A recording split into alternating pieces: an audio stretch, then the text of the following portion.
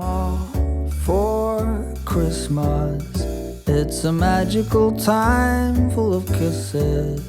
Take a walk outside and tickle the snowman's nose.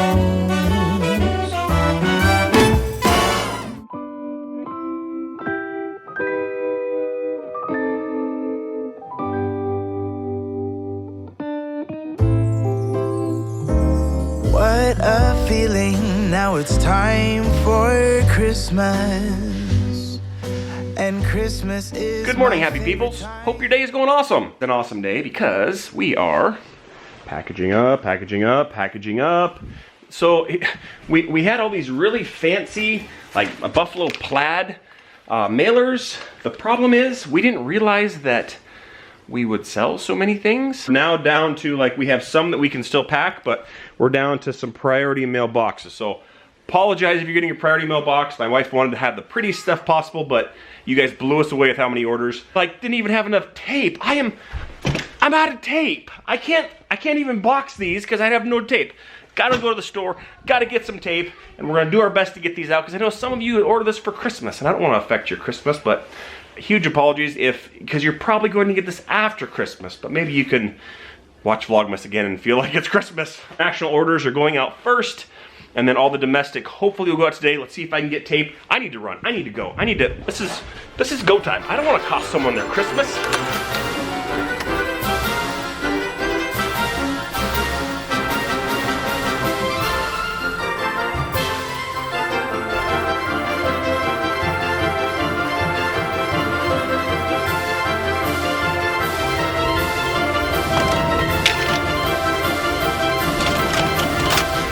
Successful mission. I have tape. Headed back there to do some packaging. Let's check on the girls. I think they're making cookies. Let's check on them. Hello, happy peoples. Hope you guys are doing fantastic. Today's random act of Christmas kindness is take treats to, you could take them to your post office workers, your bank workers, your librarians, maybe your teachers. Take some people some treats. So that's what we're gonna do today. We're actually gonna be taking ours to our bank ladies and our post office workers. In years past, I have been very concerned with making sure everything was a homemade treat and everything was super custom. I've come to learn that it is better to give something that maybe is a little bit easier or not quite as homemade or something from a box or whatnot than not to give anything at all. We're gonna make some cookies. We're gonna make, what else are we gonna make? We got maybe some chocolate dipped cracker type things that we might try to make. There's a whole bunch of cookies. Whole bunch of different cookies. So that's what we're gonna get started on. Super excited. I mean, we're talking this style, guys. Okay? There's no shame. There's no shame in this. We'll bust these out real quick and then hopefully be able to drop them off. We have 2 hours before the actual place is closed. Let's go ahead and get started on our baking.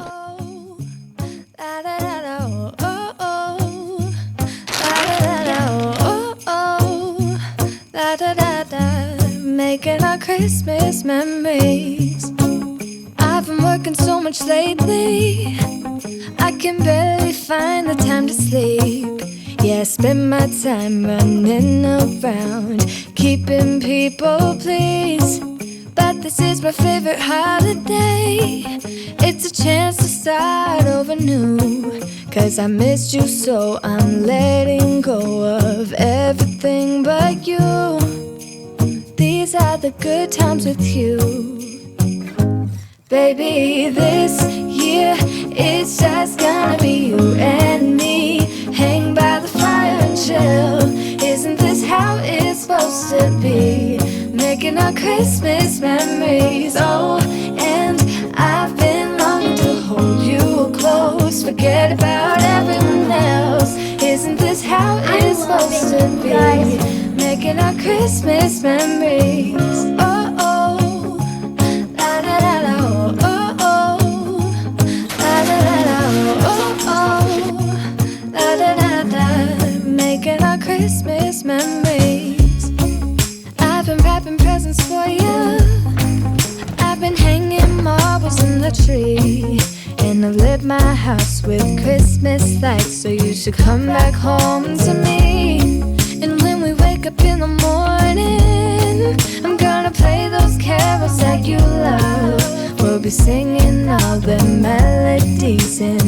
till the sun comes up. These are the good times with you. Baby, this year it's just gonna be you and me. Hang by the fire and chill. Isn't this how it's supposed to be? Making our Christmas memories. Oh, It's goodies for you. You're welcome. Post office people are super busy. We just wanted to drop it off. We've got a line so long. So hopefully after a long, hard day of work, they can all have some little treats. All right, come on, let's go, let's go.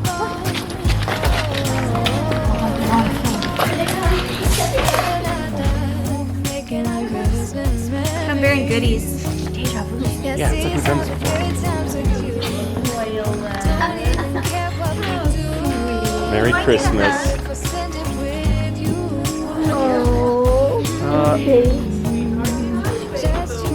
Merry Christmas. It's so good to see you again. To see you again. Baby, this year it's If the mayor's still here, you leave him a little cookie platter deal. Perfect. Merry Christmas, thank you. by the fire chill. Isn't this how it's supposed to be? Making our Christmas memories. Oh, yeah. I've been longing to hold you close. Forget about everyone else.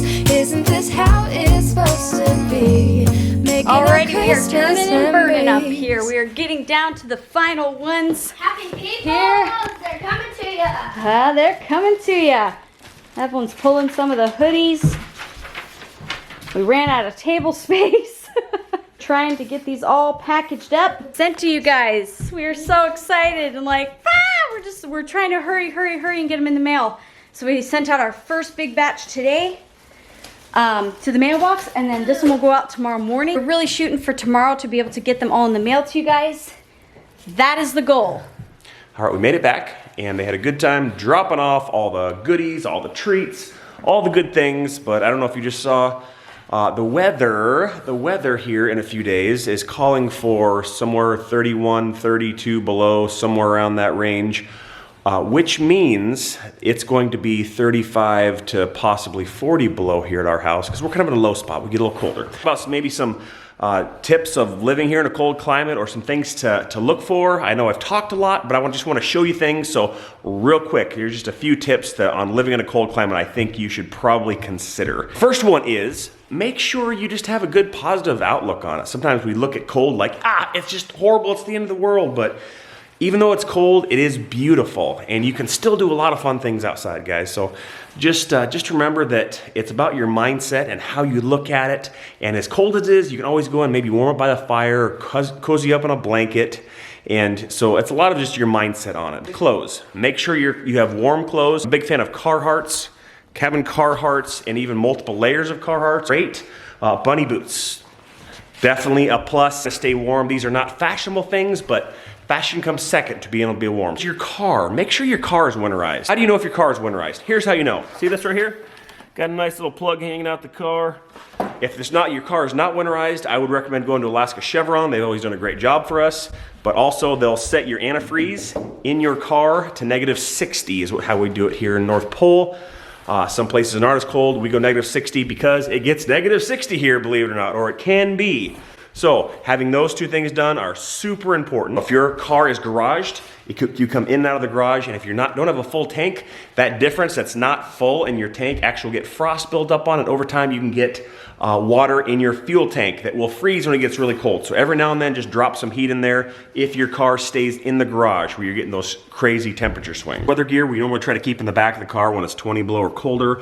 We'll just kind of move it in. And also recommend that you guys have like some backup kits here. Having a tow strap is really handy, because if you go off the road, sometimes there's a lot of nice people that literally pull you out with their trucks. Some kind of a emergency kit in your car is great with your cold weather gear. You can actually make a cold weather gear bag that you just kind of is movable depending on if you're using in the car or if you're going, on a jaunt. Anyway, it keeps it nice and organized. Super important. I'm an electrician. I specialize in HVAC controls. That's like heating systems are what I do. Of course, I don't do like the installation and plumbing, although I did do this one because it was kind of a fun thing. But know who you're gonna call in case your boiler goes down or furnace. Know to call. Personally, I like using Beckley. They've always done a great job. They're not necessarily the cheapest, but they're probably the most professional, and that's what I feel, that's what I'm more comfortable with. So professional guys, they do a great job, but know who to call. Already have it ready and dialed in case your heating system does go down. The next thing is, when you put your boiler in, a lot of times if you have hot water baseboard or radiant floor, if you have four-star furnace, you don't need to worry about this, but if a boiler and or you have either radiant floor systems or a hot water baseboard, I highly recommend you put some glycol in your boiler. This can run with complete just water in it. The problem is like if a door gets left open, if there's a cold spot on your floor, your pipes can freeze, break, and it's a massive, massive pain in the butt. So I recommend you put in some glycol. It's kind of like antifreeze for your car, but instead of antifreeze, it's called glycol that goes in here in your boiler system. Now here's the problem, just a little tip. This is what engineers are telling me. When you put in a 100, like a full, like a 60-40 mix, maybe it's 50-50. I'm gonna call it 50-50 mix of glycol. The engineers are telling me that that gives you about 7% less efficiency when you do that. Okay, this is what I'm getting from engineers. So put some glycol in it, but maybe you don't need to go super crazy. Maybe put glycol in rated for like maybe 20 degrees or something, or maybe 0. That way you kind of split the difference, and it's kind of one of those efficiency versus emergency kind of swings, but having some glycol in your boiler can save things. Like if this garage door gets left open for any amount of time, if you have glycol in your system, that can save your boiler and save tens of thousands of dollars of damage can be saved. Boiler goes down and someone is not able to show up to repair right away, never fear. A couple tips and tricks you can do. These are things that I've learned over the years, and some of you guys that are Alaskans are gonna be like, well, duh.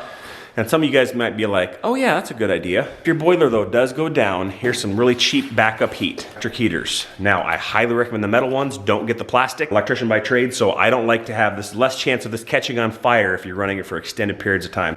These are usually like 20 bucks, maybe 30 bucks. And if you have 2 or 3 of these, you can pretty much heat your whole house depending on how efficient it is and the size. Next cool thing that we've done, 1000 watt, 240 volt electric heater. It draws a lot of juice.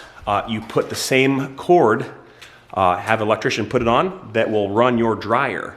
And if you lose your boiler and you need heat, you can unplug your dryer, plug in this massive electric heater, and usually that will heat your entire home by itself, or at least keep it above freezing. So, little trick. I would show you mine, but it literally was loaned out because one of our employees, their boiler went down and the same thing happened. He just wired it in and it saved thousands of dollars because we had it. All right, Bert, you might be asking, what do you do if you lose power? Well, here's what you do. You have a generator. Yay! These little 2000 watt Honda generators, or there's other brands, they work great. I want to give you guys a quick tip though. They work great to about -20, then they don't work. Here's why. They have some kind of sensors built in, or there might be some that it freezes. I'm not exactly sure, but these literally stop working right around 20 below. So what I highly recommend, what you can do is take a box, literally a cardboard box, put it over the whole thing, just put a couple holes for breathing. That will give it like enough insulation where the heat of the motor will actually like preheat the air coming in and fake out the sensor. You can also take some foam, build a little foam box around it, but this is great. There's enough power on a 2000 watt generator to run the power for your boiler. You can have a little plug installed to be able to plug your boiler in, believe it or not. And your freezer and your refrigerator have really small gas tanks. How do we deal with that? If you're out of power for days, well, check this out. Yeah, buddy, I haven't even had to use it yet. This is a 6-gallon expansion tank that plugs into this, so this beast can run, keep things going, having some gas around handy. Pretty sweet. I haven't even had to use this, but I like to prepare for the worst case scenario. I don't know if you guys can relate. I even have a solar panel here. Problem with solar here in Alaska is when you need power, we have no daylight. So how are we gonna get electricity? We pretty much have to run generators. The thing with generators though, you're not gonna be able to run your electric heat. So if you don't have a backup heat source like your wood or some other propane fireplace or some kind of a backup heat source, never fear. This is another handy little option. I have some larger sizes too. These little propane buddy heaters. We have several of these propane lanterns that we keep them in the box so they're ready to go. When you have no power and you have no heat, That's another option for you. Keep in mind though, you're supposed to be in a very well ventilated area, so be careful breathing it for long periods of time. We have a whole bunch of these little propane tanks. So we can take this, we can run our light, we can run our heat, you can get a few of those going. It's like having options. Like for me, I feel comfortable, I feel better when I know I have options like this. A few tips, guys. If you do come here, like these are things that go through my mind on preparing for cold. What happens in worst case scenarios? I like to be able to have a plan. If your power go out, that's kind of the biggest concern. Your boilers normally run pretty reliable. If your power goes out though, what do you do? And for us, we light our fire, and we have a generator that we can run to be able to power our boiler if we need to, and our refrigerator and freezer. Keep in mind, all your freezer stuff here in Alaska, when it's that cold, goes right outside. You put it right in Tucker totes or totes, it goes right outside, because outside right now is colder than our freezer. It's a little different here, I guess. I mean, imagine if you're in North Dakota or Minnesota or a lot of the colder climates, it's probably pretty similar. Know if any of this stuff, if this is stuff that you've planned on or done, or if we're just crazy because we're just kind of overthinking all these things. Just things and some of the systems that we have in place just in case there's problems. And so far we haven't had to use them much, which is awesome. I'm going to go help the girls load up their boxes now. I'm supposed to be going and doing that, but I just thought I'd point out though, because it is so cold, it is getting colder, and we have things in place. And let us know if you want us to go into detail on more of this stuff too. There's actually, we could go quite a bit down the trail of being prepared, but these are some basics that I think any regular Alaskan is pretty familiar with for the most part. And if you're not, maybe you learned something. Let us know in the comments down below if any of these things were new to you, or if you pretty much had all this stuff dialed in, or if you have any other tips. We'd love to hear about it. Thank you guys so much for watching. Appreciate you being here, being a part of this YouTube channel, this YouTube family, this community of just wonderful people. So if you're watching this, we want you to know that you are wonderful, you are special, and we appreciate you being here. And I'm gonna send this off to a closeout. And again, we just hope you guys are enjoying Vlogmas, dropping off cookies, and then learning about backup power and things. Sorry, our channel's so weird. All right, send it to the closeout. Appreciate you guys. Here we go. We're the Johnson family from Kuna, Idaho. Thanks for watching. See you in the next video. That YouTube channel. Isn't this how it's supposed to be? Making our Christmas memories. Oh, yeah.